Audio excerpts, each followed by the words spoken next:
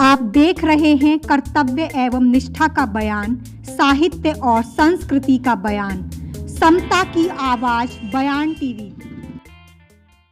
नमस्कार साथियों, मैं साक्षी गौतम और आप देख रहे हैं बयान टीवी। आज बीपी मंडल का जन्मदिन है।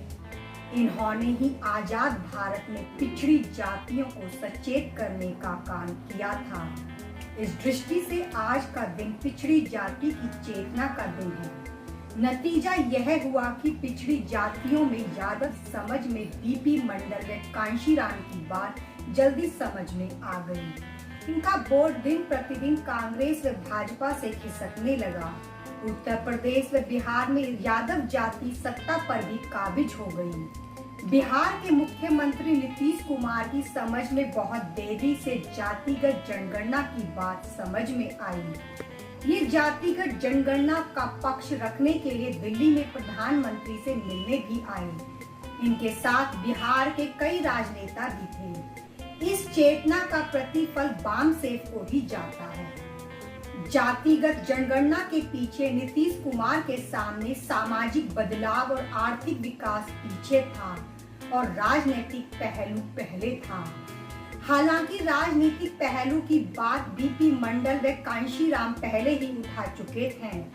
कांशीराम के आंदोलन में बार बार यह बात दोहराई जाती रही कि जिसकी जितनी संख्या भारी उसकी उतनी हिस्सेदारी। जातिगत जनगणना होती है तो पिछड़े अति पिछड़े वर्ग के लोगों को अपनी सामाजिक, राजनीतिक, आर्थिक एवं शैक्षणिक स्थिति का पता चलेगा।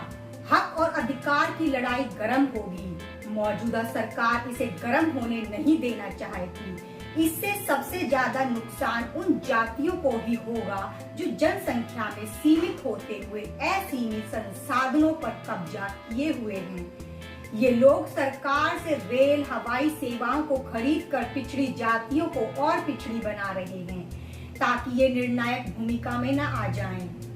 देश में लगभग 52% पिछड़ी जातियां हैं, इसलिए सरकारी नौकरियों में इन्हें 52% आरक्षण मिलना चाहिए, मगर आज तक नहीं मिला। न्यायिक सेवाओं में तो पिछड़े वर्ग को आरक्षण का पूरा लाभ नहीं मिला। हिंदुस्तान टाइम्स के वरिष्ठ पत्रकार रोशन किशोर का चिंतन है कि अगर आर्थिक पैमाने के साथ एक व्यापक जातिगत जनगणना आयोजित की जाती है और उसके आंकड़े कुछ समूहों को उनके मौजूदा लाभों से वंचित करने का प्रयास करते हैं तो देश को एक बड़े सामाजिक एवं राजनीतिक संकट का सामना करना पड़ सकता है।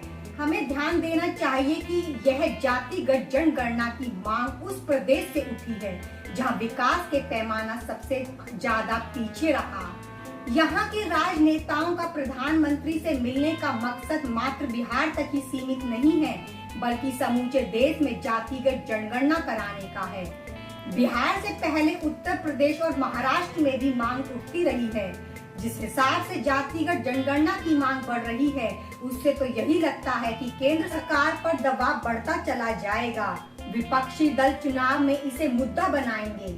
हमारे यहाँ चुनाव के समय ही जातीय आंकड़ों की जरूरत महसूस होती है। जातिगत जनगणना से आंकड़े एकत्र होंगे तो इस्तेमाल करने का अवसर भी राजनेताओं को भरपूर मिलेगा। भारत में जनगणना वर्ष 1881 में पहली बार प्रारंभ हुई थी। जातिगत आंकड़े भी दर्शाए गए थे।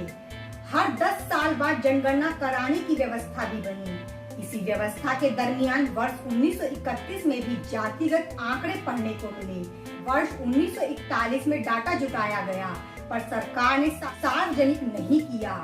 1980 के दशक में मंडल आयोग ने वर्ष 1931 की जनगणना के आधार पर पिछड़ों की आबादी 52% मानकर 27% आरक्षण देने की सिफारिश की थी। जनगणना वर्ष 2011 में भी हुई, पर आंकड़ों को उजागर तब भी नहीं किया गया था, पर कई योजनाओं में इसका इस्तेमाल जरूर किया गया। इसी जनगणना के आधार पर लोगों को 5 लाख रुपए तक की स्वास्थ्य बीमा योजना का लाभ भी दिया गया। कारण तो बहुत सारे हो सकते हैं, पर मुख्य कारण तो भारत के जनगणना आयुक्त को जातीय जनगणना के आंकड़े जारी करने का कानूनी अधिकार नहीं था।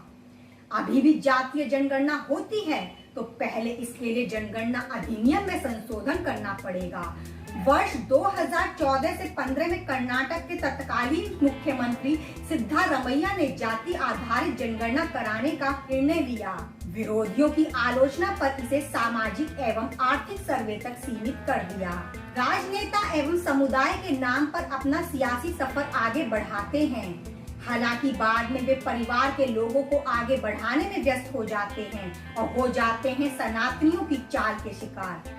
आपस में लड़ते झगड़ते अनुसूचित जाति एवं जनजातियों से भी लड़ने झगड़ने लगते हैं। लंबे अरसे के बाद देश में जातिगत जनगणना की मांग ने गति पकड़ी है। पिछड़े एकजुट रहे तो नतीजा अच्छा ही निकलेगा। अधिकार के लिए संघर्ष तो जरूरी है। वैसे भी हम बाबा साहेब डॉक्टर आम्बेडकर की माने तो अधिकार मिलते नहीं बल्कि छीने जाते हैं। देश के संसाधनों पर सनातनियों कब्जा है। जातीय जनगणना होगी तो संसाधनों में हिस्सेदारी की मांग भी जरूर उठेगी, पर यह भी सच है कि जातीय आधार पर संतुलित विकास एवं हिस्सेदारी देना आसान नहीं। जहां धुआं उठता है वहीं आग की लपटें भी ढेर सवेर उठेंगी। धन्यवाद। वीडियो के बारे में क्या राय है अपनी राय लिखना कमेंट्स बॉक्स में। मैं